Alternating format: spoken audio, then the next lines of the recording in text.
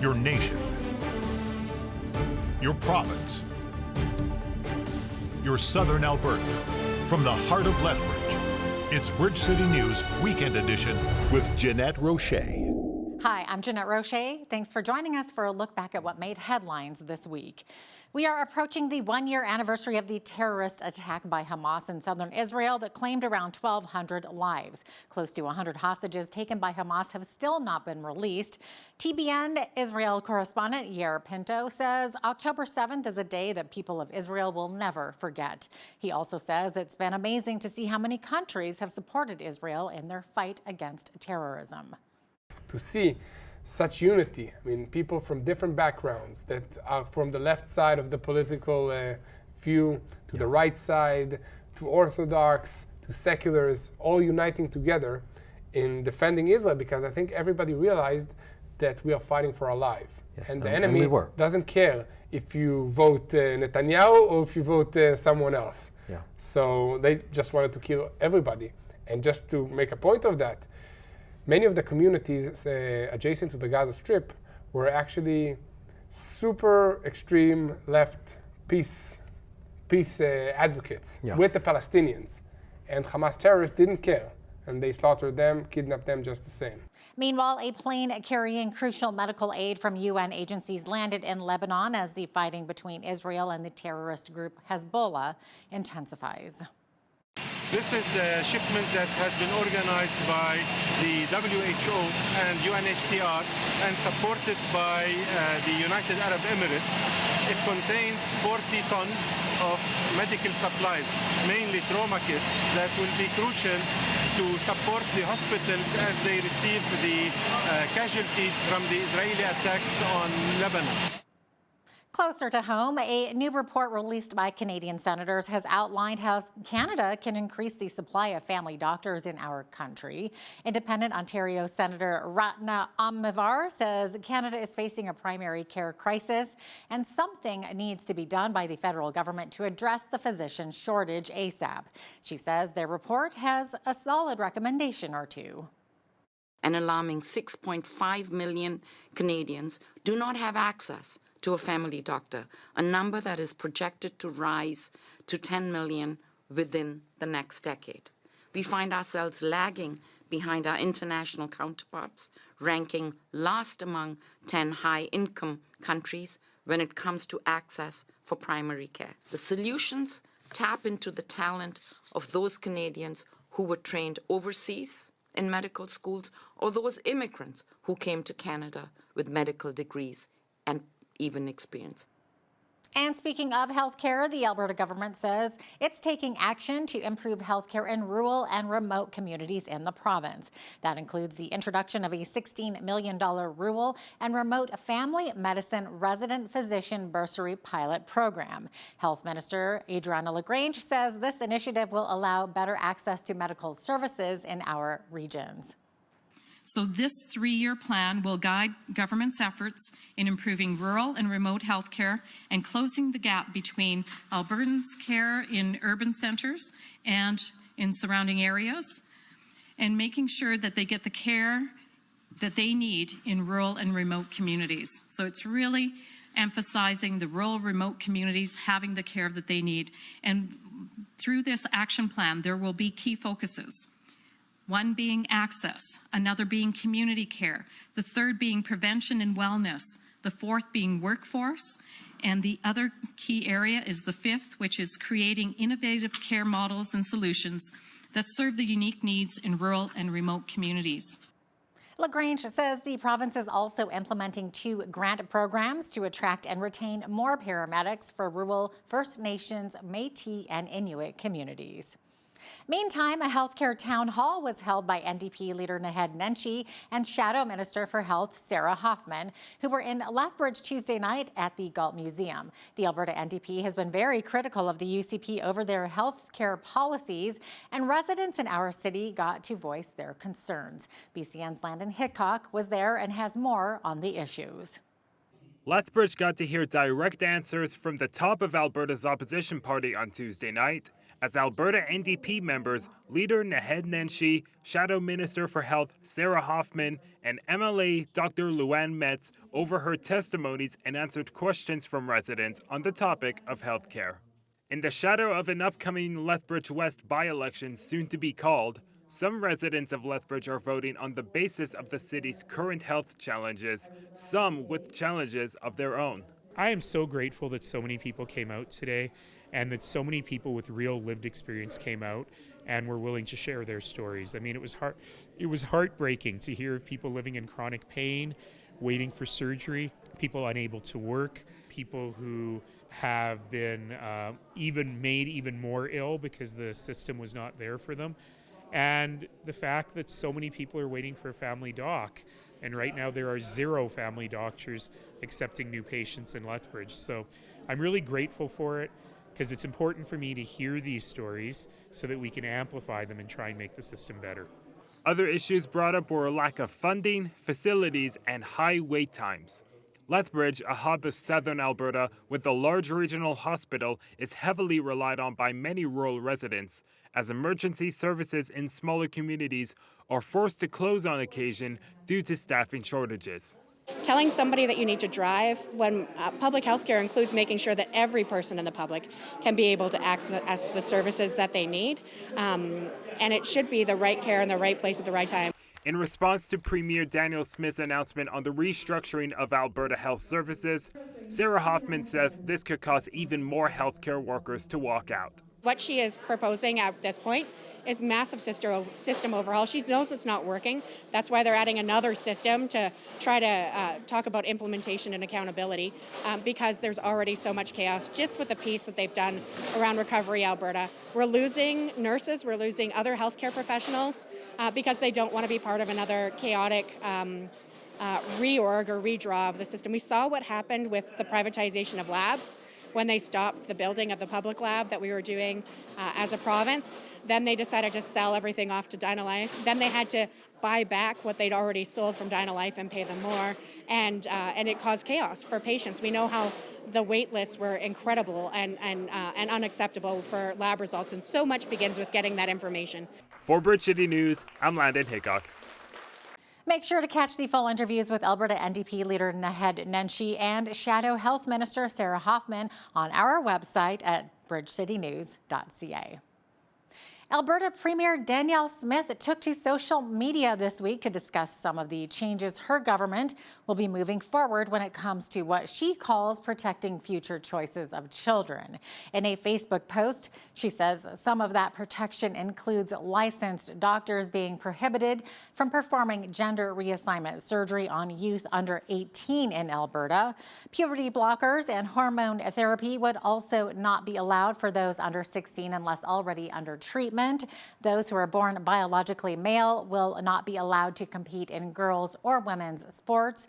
Parental opt-in is required when a teacher wishes to discuss gender identity, sexual orientation, or human sexuality. Parental notification is required for a teacher or staff member to change a name or pronoun of a student or use it at school. And 16 and 17-year-olds can make the choice on pronouns and gender identity, but parental notification will still be required. The province is also looking at tweaking the Alberta Bill of Rights. According to our legislative reporter, Tyler Dawson, it will include strengthening firearm and property rights. He says this will offer the government a playbook which it can use in the future. In this next interview with BCN's Hal Roberts, Dawson also discusses if the government officials are considering increasing Alberta's $15 an hour minimum wage. There's been a lot of chatter about sort of what might be going into this, and those do seem to be the three sort of large pillars. There's certainly the three things that the provincial government wants people to know about at this point. You know, could there be some other stuff in there that we don't know about when the legislation's actually tabled? That's certainly a possibility. But those are the big three things that the government has been talking about at this moment. And so let's assume whatever changes they bring in, proposals they make, become part of the Bill of Rights. Then we get into a really interesting question of, well, what does this do? because the Alberta Bill of Rights, it's not really a constitutional document. It's a statute. It's a law. It could be modified, as we're seeing, at any time by any government if they so choose, and it only applies in Alberta. So what this really will mean, probably, is that there will be a new way for sort of legal activists to try and go to the courts to effect change on Alberta law. And that, I think, is really important, because you could not ever have used, and you could not use even with these changes, the Alberta Bill of Rights to go after some sort of federal legislation. So the firearms example is a really good one. There's the rules around firearm use are often criminal code provisions, Firearms Act provisions, and things like that. And the Alberta Bill of Rights could not be used to affect any of the federal rules around it. Same for a vaccine mandate in the Canadian Armed Forces. That's a federal thing. The Alberta Bill of Rights probably would not apply there. So it's going to be very interesting to see practically what this means, because it hasn't really been used in a very long time. There are some cases from sort of the 70s, before the Charter of Rights and Freedoms, that the Alberta Bill of Rights was considered. But it's not really been a big part of the legal landscape since. So it's going to be very interesting to see, all these groups that make their living going to court over stuff, they're going to have a new tool. And the Alberta government as well is going to have a new sort of guideline or guidebook, shall we say, on legislation that it has, that it is writing to try and sort of slot into. So it's really, really interesting. I'm fascinated by the legal side of it as much as the political considerations that are obviously going into things like medical treatment, firearms rights, and property rights, which I think it's fair to say are probably more a concern for UCP supporters than perhaps NDP voters in this province. Now, what I think is really interesting with tweaking the Alberta Bill of Rights as well, Tyler, is the protections against compulsory medical treatment. Now, wouldn't that also impact people who are forced into treatment when it comes to their drug addiction, the intervention? Because that's medical treatment, is it not? It certainly is, yeah.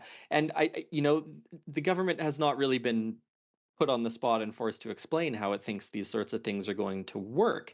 And there's other examples too. I mean, the classic example is religious groups that don't accept blood transfusions, and governments occasionally get into fights with parents in the case of a minor.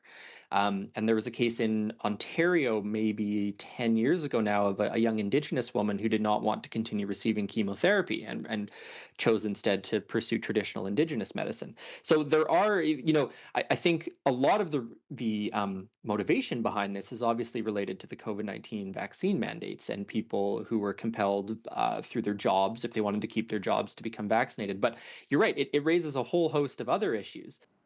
Alberta's minimum wage, Tyler, has been stuck at $15 an hour for 6 years now. It's one of the lowest minimum wage rates in the entire nation. And I mean, if it had to keep up with inflation, it would be, I think, closer to $19 an hour right now. Any talk of the province potentially beefing up our minimum wage? Oh, but not really. The Alberta Federation of Labor has been sort of banging the gong a little bit about this, trying to raise some awareness of it. As you say, it's among the lowest. I think Saskatchewan and Alberta will be at $15, which will be the absolute lowest in the country. I think BC is the highest, followed by Quebec, which probably isn't that surprising in the scheme of Canada's sort of political makeup. But no, there doesn't seem to be a lot of interest from the government in changing this. And their argument is basically, well, look at our income tax structure, which is much more beneficial to low-wage earners than anywhere else in the country, which is true, because that first sort of bracket in Alberta where you don't get taxed is, I think it's about $25,000, whereas other provinces are more like $9,000 or $10,000. So that is true. And they've also said that there's impacts on this for small business. If a small business has to up everyone's wages, then that's going to cause problems. Those costs will be passed on to the consumer, and so on and so forth. So, whether any of these arguments are good arguments is perhaps beside the point for the folks who are making $15 an hour and looking for a little bit more. But no, there doesn't seem to be all that much appetite at this point to change that. And so I guess we'll see what Saskatchewan does. Maybe we'll end up being the lowest. A new poll says most Canadians oppose the federal government's plan of banning new gas and diesel vehicles by the year 2035. The survey done by Leger says almost 60% of Canadians do not agree with the direction the Trudeau government is taking. Franco Tarazano is the federal director of the Canadian Taxpayer Federation, and he says most Canadians just don't like the idea at all. We commissioned a Leger poll that shows that almost 6 in 10 Canadians oppose this ban on the sale of new gas and diesel vehicles by 2035 coming from the Trudeau government. This may be one of the costliest and worst thought out policies from the Trudeau government, and that is saying a lot. And we've got the poll numbers to show that Canadians think the government is way off base. Because guess what? Canadians want to be able to buy gas-powered minivans or diesel-powered work trucks going into the future. And you know what? Canadians also know that this will come with a huge price tag. So buckle up, get ready for your tax bill and power bills to go up if the Trudeau government goes through with this ban, right? Think about all the costs that will come with this ban, including the subsidies, the charging stations, the infrastructure costs. So we're calling at the Canadian Taxpayers Federation, we're calling on the Trudeau government to listen to Canadians, to take this poll as a wake-up call, and to get rid of this ban on the sale of new gas and diesel vehicles by 2035. And one of the biggest ongoing concerns for Canadians is having a reliable and affordable power supply. But we're told one potential solution that's getting a lot of attention worldwide is hydrogen. And Alberta happens to be a leader in hydrogen production, according to Alberta's Minister of Affordability and Utilities. Here is BCN's Hal Roberts with MLA Nathan Newdorf. We have so much technology from our oil and gas sector. They are global leaders already. And Alberta's production of hydrogen is over 2 million cubic tons per year already. The entire United States is just over 10 million. So we're a huge player globally. We have the technology, we have the resources, we continue to advance and stay at the forefront of a tremendously exciting new technology and growth industry. Now, hydrogen obviously is a gas. How would you calm the fears of some of our viewers thinking, well, is this dangerous, working with hydrogen? Of course, there's many of us older folks who remember the Hindenburg and some of those kind of things. Technology continues to advance. The temperature, as I understand it, the temperature of shipping, if it's very, very cold, much more stable, all of those kind of things. We continue to work with industry to make sure that we have the best, safest, lowest cost technology to make sure that these issues aren't feared or aren't dangerous to everybody where they're utilized. So you feel that Alberta can become a global leader when it comes to hydrogen. Nathan, how much demand is there really around the world for hydrogen fuel at this point in time? Well, it's continually growing. Like I said earlier, it's expected to be over an $11 trillion market. We have a hydrogen roadmap. We have a hydrogen center for excellence, and we have funded over 100 individual projects to the tune of over hundreds of millions of dollars to make sure that we are advancing this and we remain a global leader as it's adopted more and more worldwide. Are there certain countries that have come knocking on Alberta's door looking for hydrogen? Lots in Europe, lots in the Asian market, Japan, and South Korea, pardon me. The United States is a great trading partner. All around the world, they're coming here. We have some very exciting projects with Linde and with Dow Chemicals, lots more on the go. We are on the world stage, certainly. Now, you are the Affordability and Utilities Minister. I want to talk to you about my last electric bill. Dude, it's not coming down. Let's talk about the electricity grid. And you say the province is doing more to make electricity more affordable for Albertans, but I didn't see it in my last bill. Talk to me. Well, when was the last time you talked to your competitive retailer on what program you're on? What package do you have? I'll tell you, my last bill in Edmonton went down by 5 times. I was $165 for July. I was $33 for August. So if you are looking at your rates, the competitive retailers are doing a great amount of work. The average price for the last 4 months in Alberta has been about 2 cents a kilowatt. In our default rate, the RRO, which is soon to be the R-roller, the rate of last resort, is down over 60% from last year alone. So I encourage you to go contact your provider and see what competitive markets you can find. The lower rates are there, and we're doing a lot more work this fall and into the new year to continue to provide that low cost and stable pricing for Albertans everywhere. You know what? Yeah, I'm with ATCO right now, and I have to talk to them about the 12 cents per kilowatt hour that they're charging me right now. I think you should. I think that there's competitive rates much lower than that. I suspect you might be on that RRO rate. We'll continue to work with them on that, but check out what rate you're on. There's lots of options for you. So how much of an increase has Alberta seen in more electricity production coming on stream? We've seen a tremendous amount this last year, over 6,000 megawatts by the end of this year from last year. So people remember maybe January 13th or some other challenges this spring. We've had over 3,000 megawatts of dispatchable natural gas generation come online, and many more wind and solar projects come online as well. This will provide more stability, a more balanced and broad-based generation supply. We continue to do work on that, and many more thousands are being constructed right now, including some battery storage, which helps stabilize some of that fast frequency response. I'm getting a bit technical, but our system is becoming more and more balanced with more and more stable pricing, and that's a good end result for consumers. Okay, winter's just around the corner. It's going to get a lot colder here. What's the outlook looking like right now for reliable electricity and our grid so we don't have to borrow from Saskatchewan or Montana?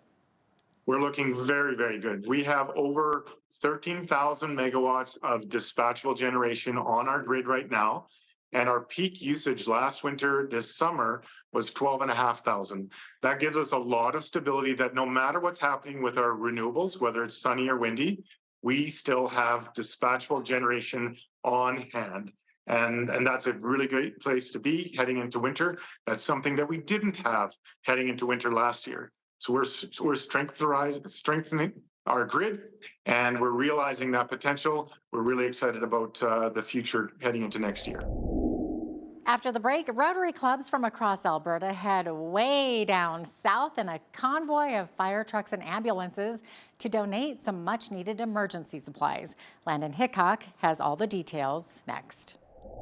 It's been a year of fundraising, going out and meeting people, trying to get vehicles donated, and we're now minus our 90 seconds to take off, and so we're really excited to get going and hit the border. And yeah, we got a great team this year. We got 7 vehicles going down now.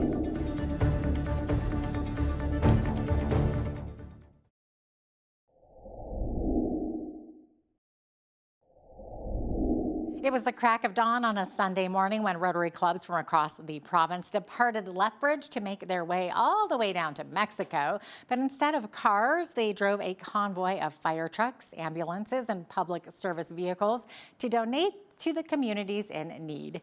As BCN's Landon Hickok explains, the Los Amigos project is a program that donates vehicles where they are most needed. Since 2011, Rotary clubs throughout southern Alberta have been tasked with shipping decommissioned public service vehicles to Mexico to communities in need. This year, a team of 16 members are taking 7 fire trucks and handicapped vehicles thousands of kilometers to the city of Mazatlan, where Rotary clubs down there will distribute them to smaller communities that experience a lack of accessible and emergency services.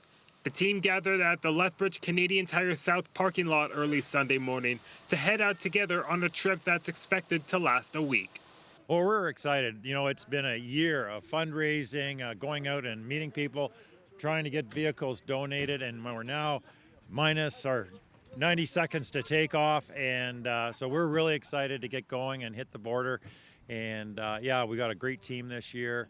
We got 7 vehicles going down now, and yeah, we're ready.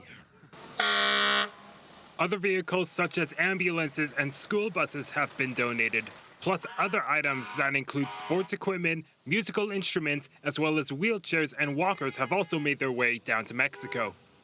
Well, you know, we take it for granted having a fire truck in our community, or even having access to a handicap van, you know, wheelchair accessible. And these vehicles mean so much to the communities of where they're going. They don't have this stuff, and so we're able to get these programs up and running. And our partners in Mexico have been phenomenal in their making sure that they have the program and that it's maintainable. Once the trip is completed, the Rotary Club will now have shipped nearly 70 vehicles from over the past decade. For Bridge City News, I'm Landon Hickok. Well, Lethbridge has been named Alberta's happiest place for purchasing the greatest number of Happy Meals on McHappy Day. It's a fundraising day where proceeds go to the Ronald McDonald House Charities. But the reason behind that happy title isn't always joyful. The Ronald McDonald House Charity is there to help families with sick children, and a Lethbridge family witnessed this firsthand. BCN's Heidi Echeverria has the touching story. A Lethbridge family is witness to the great support that this program provides. While their little daughter, Eden, was battling cancer, Ronald McDonald House provided all the social assistance that Eden, her parents, and siblings needed. Veronica Smith, Eden's mom and a beneficiary from this program, shares her experience. When kids have cancer here in Lethbridge, there's nothing they can do for them treatment-wise. They can't even do scans and tests. You're sent to Calgary for everything. Our doctors here at this hospital kept telling me she had pneumonia. And then one day she just went completely paralyzed. The tumor compressed her spinal cord and she was paralyzed from the waist down. And then they realized that this was not pneumonia anymore. They flew us out to Calgary. Calgary did a CT scan and an MRI, and they were able to identify it as neuroblastoma, which is an incredibly aggressive type of pediatric cancer that babies are born with. I stayed at Ronald McDonald House with my daughter for almost 700 nights while she battled cancer. She actually passed away while we were still staying there. It was a tough process for Eden and her family. They visited her on weekends, and this program opened its spaces to become their home, providing them with food and recreational activities for the entire family. Eden lived longer at Ronald McDonald House than she lived anywhere else in her life. And she used to call it Edie's house. She loved it so much. Ronald McDonald House pretty much relies on charitable donations to run its programming. They do a lot of expensive programming. They put on bingo nights for the kids. They bring in all sorts of different activities and different things for the kids to do at really no or low cost to us parents. I was only paying $10 a night to stay at Ronald McDonald House, and they were doing everything for us, even feeding us 3 meals a day. Logistically, that doesn't even cover their overhead costs, let alone the costs of any of the programs that they run. So without donations and without support from the community, they can't afford to do all those things for families that need it.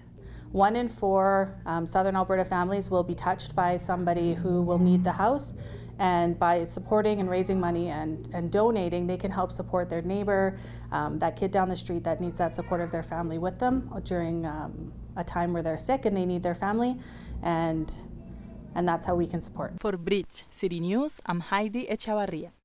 Up next, there's a group which says it's fighting for parental rights in schools. The group calls itself the Alberta Parents Union. We hear from the Executive Director, Jeff Park, who shares his concerns.